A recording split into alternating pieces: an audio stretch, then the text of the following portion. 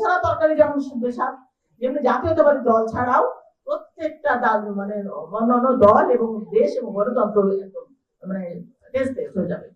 তো আর একটা কথা যেটা মজনু বলেছে যে সদস্য সংগ্রহ ফর্ম ফিল আপ করার সময় আপনারা খেয়াল রাখবেন যে অন্য দলের যারা কেউ আসে, কারণ আমরা যারা আগে পুরানো সদস্য আছি তারা আগে নবায়ন হবে, তারপরে নতুন সংগ্রহ নতুন সদস্য যারা আছেন তাদেরকে নেবেন।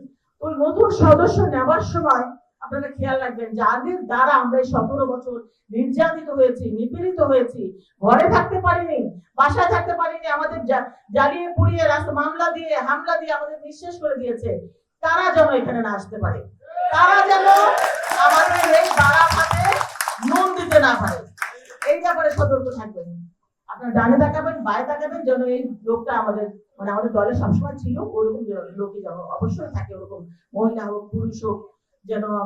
আমাদের তো এখন বলাই আছে যারা আমরা অন্তত যারা আঘাত করে চলেছি তাদেরকেও আপনারা চিনেন, যারা চলি নাই যারা রাজ করেছিলাম তাদেরকেও আপনারা চিনেন।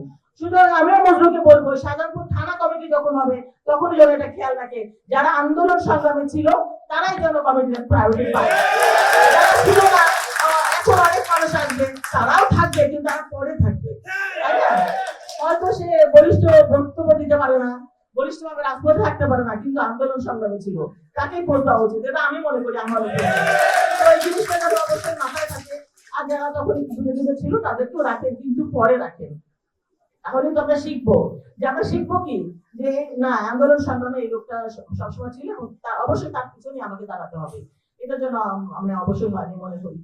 তো আমি আমাদের বাসায় কিন্তু সদস্য 100 কাছাকাছি, এখানে কিন্তু আপনারা সাধারণপুর থানায় 100 সদস্য পেয়ে যাবেন, মহিলা পুরুষ মিলিয়ে, যারা সরাসরি দলে মানে ছিল না, কিন্তু এখন তাদের সদস্য করে নেবেন, অবশ্যই করে নেবেন। এখানে সাধারণপুর থানার টার্গেট 10,000, হ্যাঁ বলছো, ইনশাল্লাহ আমি আশা করি যে আরো বাড়াতে হবে। এবং গুটি কয়েকজন সাধারণপুরে যারা প্রোগ্রাম করেছে আমি কিন্তু সবাইকে চিনি, আন্দোলনে আমি জানি কারা আন্দোলন করেছে আর কারো মানে রাজপথে ছিল, তাদেরকে অনুরোধ করবো তারা যেন বেশি বেশি কমিটিটা সুন্দর করে সাজিয়ে তারপরে সবাইকে যেন সুন্দর করে মানে সদস্য সংগ্রহ অভিযানটা কার্যকর করে।